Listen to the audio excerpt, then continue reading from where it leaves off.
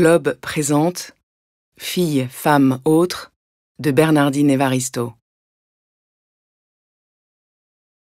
Amma. Amma suit à pied la promenade longeant le fleuve qui coupe sa ville en deux.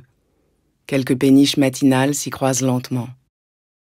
À sa gauche, le pont passerelle piétonnier avec ses pylônes qui ressemblent à des mâts de voiliers. À sa droite, la courbe que décrit la rivière vers l'est, après avoir dépassé Waterloo Bridge, en direction du dôme de Saint-Paul. Elle sent que le soleil commence à se lever. L'air est encore respirable, tant que la chaleur et les gaz ne congestionnent pas la ville. Plus loin, sur la promenade, un violoniste joue un air revigorant, exactement ce dont elle a besoin.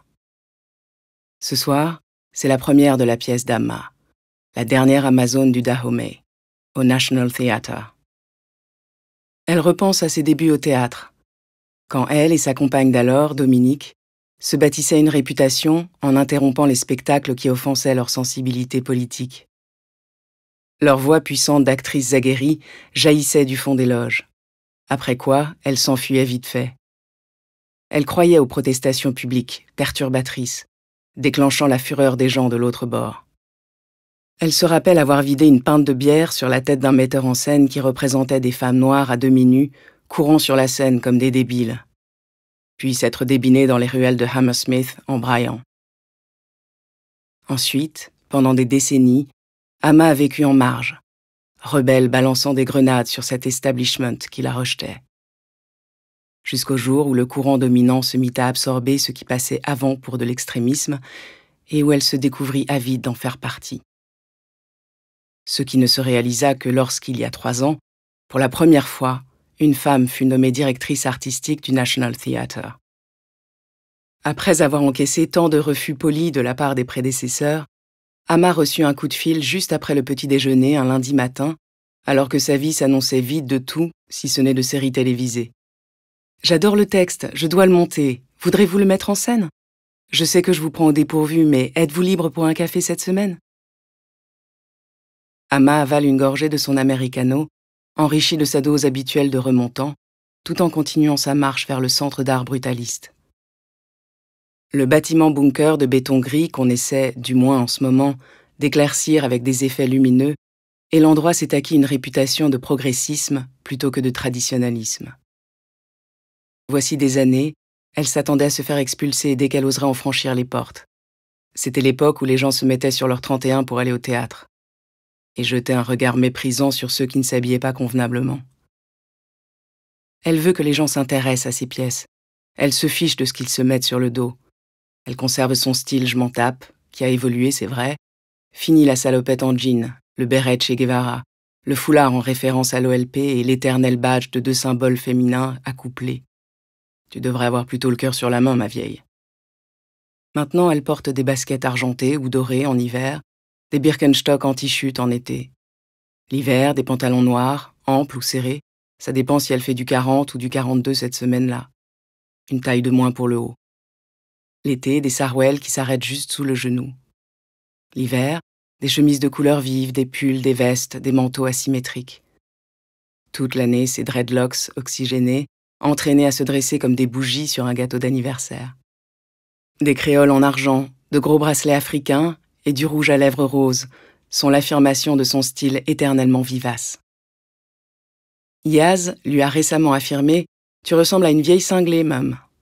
Elle la supplie d'aller chez Marks & Spencer, comme toutes les mères normales, refuse de se faire remarquer marchant à côté d'elle dans la rue. Yaz sait très bien qu'Amma sera toujours tout, sauf normale, qu'elle est dans la 50aine et donc pas encore vieille, mais essayez de dire ça à une fille de 19 ans. D'ailleurs, il n'y a pas de quoi avoir honte de vieillir, notamment quand toute la race humaine est concernée. Même si parfois elle semble être la seule parmi ses amies à vouloir fêter les années qui passent. Parce que c'est un tel privilège de ne pas mourir prématurément, leur dit-elle, tandis que la nuit se prolonge autour de la table de la cuisine, dans sa douillette petite maison de Brixton. Qu'elle se plonge dans les plats que chacune a apportés, ragoût de pois chiches, poulet sauté, salade grecque, curry de lentilles, légumes sautés, tagine d'agneau, riz au safran, salade de betterave et de choux frisés, quinoa jollof et pâtes sans gluten pour les vraies enquiquineuses. qu'elle se verse des verres de vin, de vodka, moins calorique, ou d'une boisson meilleure pour le foie si leur médecin le leur ordonne. Elle espère qu'elles vont approuver sa décision de ne pas se joindre au troupeau des quinquagéniardes, au lieu de quoi elle a droit à des sourires perplexes. Que fais-tu des crises d'arthrite, des pertes de mémoire et des bouffées de chaleur? Amma passe devant la jeune musicienne des rues, adresse un sourire encourageant à la fille, qui le lui rend, pêche quelques pièces dans sa poche et les pose dans l'étui à violon. Elle n'a pas encore renoncé aux cigarettes, alors elle s'adosse au mur de la berge et en allume une tout en s'en voulant de sa faiblesse.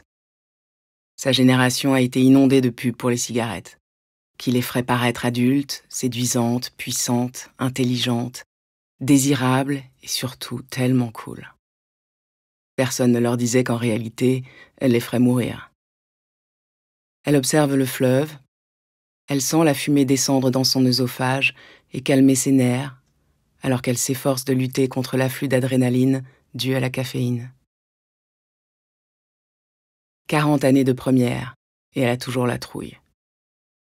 Et si elle se faisait éreinter par la critique, rejetée par la majorité des articles, une seule étoile, à quoi pense donc le National Theatre en accueillant cette débile, cette usurpatrice? Bien sûr, elle sait qu'elle n'est pas une usurpatrice. Elle a écrit 15 pièces et en a mis en scène plus de 40. Comme un critique l'a écrit un jour, Amma Bonsu est une ouvrière fiable qui sait éviter les dangers. Et si le public des avant-premières ne la gratifiait de standing ovations que par gentillesse? Ah, la ferme, Amma. Tu es une vieille combattante, tu t'en souviens? Regarde. Une distribution fantastique. 6 actrices chevronnées qui en ont vu d'autres. 6 en milieu de carrière, survivantes pour le moment. Et 3 nouveaux visages, naïfs et pleins d'espoir. Dont l'un, la talentueuse Simone, débarquera les yeux larmoyants aux répétitions. Elle aura oublié de débrancher le fer à repasser, d'éteindre le radiateur ou de fermer la fenêtre de sa chambre, et gâchera un temps précieux en coups de fil paniqués à ses colocs. Il y a quelques mois, elle aurait vendu sa grand-mère comme esclave pour obtenir ce rôle. Maintenant, c'est une petite prima donna gâtée qui, il y a 2 semaines, a ordonné à sa metteuse en scène d'aller lui chercher un lait caramel alors qu'elles se trouvaient toutes les deux seules en train de répéter. « Je suis si fatiguée », geignait-elle, sous-entendant que c'était la faute d'Amma qui la faisait travailler trop dur. Inutile de le dire, Amma a réglé le problème de la petite Miss Simone Stevenson sur le champ. La petite Miss Stevenson, qui croit que du fait d'avoir atterri au National, juste en sortant de l'école d'art dramatique, elle est à un pas de conquérir Hollywood. La désillusion viendra, bien assez tôt. Parfois, comme maintenant, Amma pleure l'absence de Dominique, qui a filé en Amérique il y a longtemps. Elles devraient savourer ensemble ce moment décisif de sa carrière. Elles se sont rencontrées dans les années 80, à l'occasion d'une audition pour un long métrage dont l'action se situait dans une prison de femmes, évidemment. Toutes les deux en avaient assez de se voir destinées au rôle d'esclaves, servantes, prostituées, nounous ou criminelles, sans jamais obtenir le job. Elles injuriaient le sort dans un café cradingue de Soho, tout en dévorant des œufs au bacon entre 2 grosses tranches de pain blanc ramolli qu'elles faisaient descendre à l'aide de thé corsé en compagnie des travailleuses du sexe qui bossaient dans les rues alentours. Longtemps avant que Soho soit devenu un quartier gai branché. « Regarde-moi », disait Dominique. Et Amma regardait et ne voyait effectivement rien en elle de servile, de maternelle ou de criminelle. Dominique était ultra cool, absolument superbe, plus grande que la plupart des femmes, plus mince que la plupart des femmes, avec des pommettes sculptées et des yeux de braise aux épais cils noirs qui jetaient une ombre sur le visage. Vêtue de cuir, les cheveux courts à l'exception d'une frange noire sur le côté, elle circulait en ville sur une vieille bécane de livreur qu'elle attachait dehors. « Il ne voit pas que je suis une déesse vivante ?» hurlait-elle à renfort de gestes ostentatoires, franges balayées d'une chiquenaude, pose sensuelle. Toutes les têtes se retournaient. Amma était plus petite, hanches et cuisses africaines. « Parfait matériau pour fille esclave », avait noté un metteur en scène devant qui elle passait une audition pour une pièce sur l'émancipation, sur quoi elle avait quitté la salle. Dominique, à son tour, avait eu affaire à un directeur de casting l'accusant de lui faire perdre son temps en briguant un rôle dans un drame victorien. À cette époque, il n'y avait pas de Noirs en Grande-Bretagne. Elle rétorqua qu'il y en avait, le traita d'ignorant et quitta elle aussi la salle. Mais en claquant la porte, Amma comprit qu'elle avait trouvé une âme sœur géniale, avec qui envoyer tout le monde se faire foutre. Et que lorsque ça se saurait, elle deviendrait pratiquement inemployable.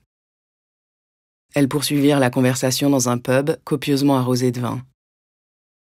Dominique était née à Bristol, dans le quartier Saint-Paul, d'une mère afro-guyanienne, Cecilia, dont la lignée remontait à l'époque de l'esclavage, et d'un père indo-guyanien, Wintley, dont les ancêtres travaillaient en servage à Calcutta. L'aîné de 10 enfants, l'air plus noir qu'asiatique, et identifié comme tel, d'autant que leur père se rattachait à des Afro-Caribéens avec lesquels il avait grandi et non à des Indiens fraîchement débarqués d'Inde. Dominique avait deviné vers quoi la portait sa sexualité dès la puberté, avait sagement gardé ça pour elle, pas très sûre de la façon dont ses amis et sa famille réagiraient, ne voulant pas être un paria de la société. Elle essaya les garçons quelquefois. Ça leur plaisait. Elle supportait. À l'âge de 16 ans, souhaitant devenir actrice, elle partit pour Londres, où les gens proclamaient fièrement sur des badges leur identité d'outsiders. Elle dormit à la dure sous les arches de Victoria Embankment et sur le seuil de boutiques le long du Strand. Fut interviewée par une association d'aide au logement pour les Noirs, à qui elle prétendit avoir fui un père qui la battait. Ce qui n'impressionna pas le fonctionnaire jamaïcain.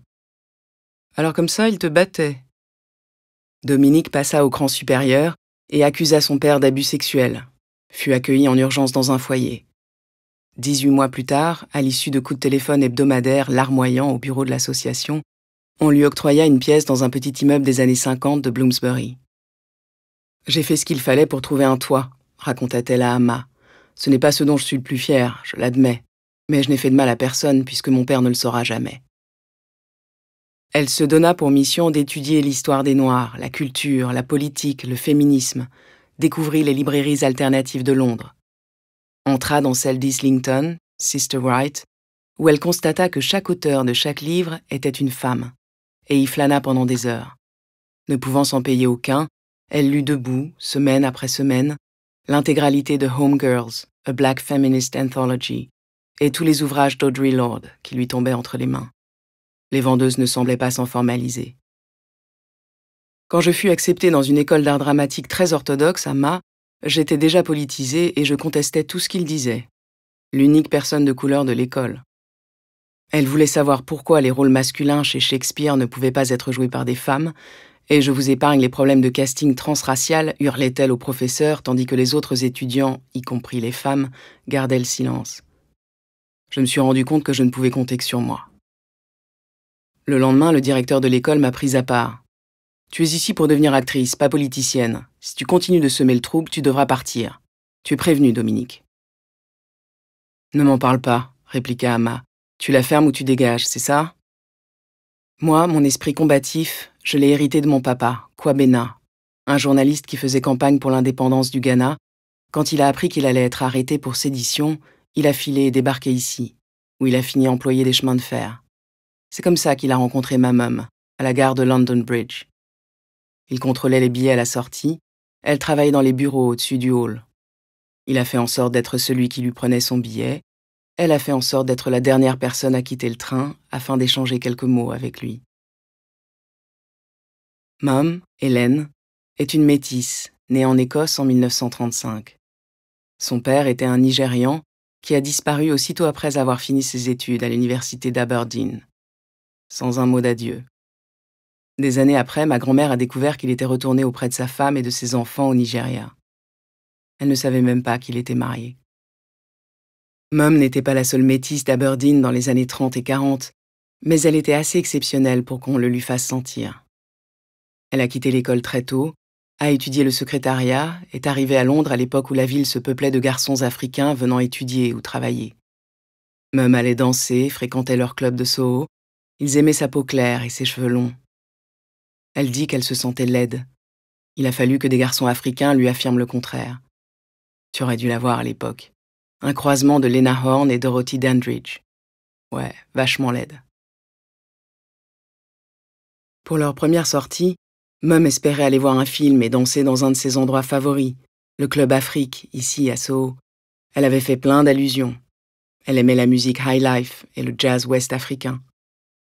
Au lieu de quoi, il l'emmena à l'une de ses réunions socialistes dans l'arrière-salle d'un pub d'Elephant and Castle, où des hommes sifflaient des bières tout en parlant d'indépendance. Elle jouait les intéressés, impressionnée par l'intelligence de ce garçon. Lui, ce qui l'impressionnait, si tu veux mon avis, c'était sa soumission silencieuse. Ils se sont mariés et se sont installés à Peckham. J'étais leur dernier enfant et unique fille, continua Amma, ajoutant la fumée de sa cigarette à celle de la pièce déjà saturée. Mes 3 frères sont devenus l'un médecin, les 2 autres avocats. Ils remplissaient ainsi les attentes de notre père, ce qui signifiait qu'ils ne me mettaient pas la pression pour que je suive leurs traces. Sa seule préoccupation en ce qui me concerne, c'est le mariage et les enfants. Il pense que ma carrière n'est qu'un hobby qui disparaîtra quand j'aurai les 2. Papa est un socialiste qui veut que la révolution améliore le sort des hommes, au sens littéral. Je dis toujours à Mum qu'elle a épousé un patriarche. « Regarde les choses autrement, Amma, » me répond-elle. « Ton père est né homme au Ghana dans les années 20, et toi femme à Londres dans les années 60. Et alors ? Tu ne peux pas attendre de lui qu'il te pige, comme tu dis. » Je lui répète qu'elle fait l'apologie du patriarcat et se rend complice d'un système qui oppresse les femmes. Elle répond que les êtres humains sont complexes. Je lui dis de ne pas le prendre de haut. Mum a travaillé 8 heures par jour comme salariée, a élevé 4 enfants, tenu son foyer, veillant à ce que le dîner du patriarche soit sur la table tous les soirs et ses chemises repassées tous les matins. Pendant ce temps, il était dehors en train de sauver le monde. Sa seule tâche ménagère consistant à acheter la viande du déjeuner du dimanche chez le boucher. Variation banlieusarde du chasseur-cueilleur. Je vois bien que Mum est insatisfaite, maintenant que nous avons tous quitté la maison, parce qu'elle passe son temps à la nettoyer et à la redécorer. Elle ne s'est jamais plainte de son sort, ne s'est jamais disputée avec lui, signe évident qu'elle est opprimée. Elle m'a confié qu'elle essayait de lui tenir la main au début de leur mariage, mais qu'il la retirait, disant que les marques d'affection c'était du chiquet typiquement anglais. Elle n'a jamais recommencé. Pourtant, chaque année, il achète la carte de la Saint-Valentin la plus cucu que tu puisses imaginer, et il adore la musique country sentimentale. Les dimanches soirs, il s'assoit dans la cuisine pour écouter les albums de Jim Reeves et de Charlie Pride. Un verre de whisky dans une main, de l'autre, il essuie ses yeux pleins de larmes. Papa vit pour les réunions électorales, les manifs, les piquets de grève devant le Parlement et la vente du Socialist Worker sur le marché de Lewisham. J'ai grandi en écoutant ses sermons à la table du dîner sur les méfaits du capitalisme et du colonialisme et les bienfaits du socialisme. C'était son pupitre de prêcheur et nous étions sa congrégation captive. Comme si nous étions littéralement nourris de force par ses discours. Il aurait probablement été un personnage important du Ghana s'il y était retourné après l'indépendance. Au lieu de quoi, il a été le président à vie de notre famille. Il ne sait pas que je suis Gwyn. Bien sûr que non, tu rigoles. Mum m'a demandé de ne pas le lui dire. C'était déjà assez dur qu'elle le sache. Elle l'avait soupçonné quand les filles étaient dingues de jupes droites serrées et de permanentes bouclées, et que j'avais commencé à porter des Levi's d'homme. Elle est sûre que c'est une phase, et je lui revaudrai ça quand j'aurai 40 ans. Papa n'a pas de temps à perdre avec des histoires de tantouses et rigole des plaisanteries homophobes que les comédiens font à la télé le samedi soir, quand ils n'insultent pas leur belle-mère ou les Noirs. Amma raconta qu'elle avait rejoint son premier groupe de femmes noires à Brixton pendant sa dernière année d'école. Elle avait vu un prospectus à la bibliothèque du quartier. La femme qui lui avait ouvert la porte, Elaine, était auréolée d'une coiffure afro. On devinait ses membres déliés sous le jean bleu clair et la chemise en dénime ultra serrée. Amma la désira au premier coup d'œil. Elle l'a suivie dans la salle principale, où des femmes étaient installées sur des canapés, des chaises, des coussins, ou par terre, jambes croisées, buvant du café ou du cidre. Elle accepta fébrilement les cigarettes qui circulaient à la ronde, assise par terre, appuyant un fauteuil au tweed malmené par les chats, sentant la chaleur de la jambe d'Elaine contre son bras. Elle les écouta débattre de ce que signifiait être une femme noire, ce que signifiait être féministe quand les organisations féministes blanches vous faisaient sentir que vous n'étiez pas la bienvenue. Ce qu'elles éprouvaient quand elles se faisaient traiter de négresses ou tabassées par des crapules racistes. Ce qu'elles ressentaient en voyant des hommes blancs leur tenir la porte ou céder leur siège dans les transports publics à des femmes blanches, acte sexiste, mais pas à elles, acte raciste. Amma pouvait se reconnaître dans ce qu'elle racontait. Elle se joignait au cœur. « Nous t'écoutons, sister. Nous sommes toutes passées par là, sister. » Elle avait l'impression d'émerger du froid. À la fin de cette première soirée, les autres femmes s'en allèrent et Amma proposa de rester pour aider Elaine à laver les tasses et les cendriers. Elles firent l'amour sur l'un des canapés défoncés, à la lueur d'un réverbère et au hurlement des sirènes de police. Ce fut l'impression la plus proche qu'elle eût connue de se baiser soi-même. Ce fut une autre façon de se sentir pleinement soi. Quand elle arriva à la réunion la semaine d'après, Elaine plottait une autre femme et la snoba complètement. Elle n'y remit plus jamais les pieds. Amma et Dominique restèrent au pub jusqu'à ce qu'on les flanque à la porte, échafaudant l'avenir à coups de verre de vin.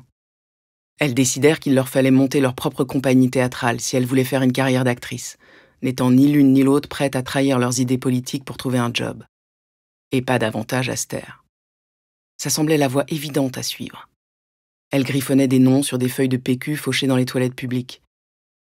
La compagnie théâtrale des femmes du Bush leur parut l'appellation se rapprochant le plus de ce qu'étaient leurs intentions. Elles feraient entendre une voix sur la scène théâtrale où régnait le silence. Des histoires de femmes noires et asiatiques. Elles fonderaient un théâtre à leur façon. Cela devint la devise de la compagnie. À notre façon ou rien.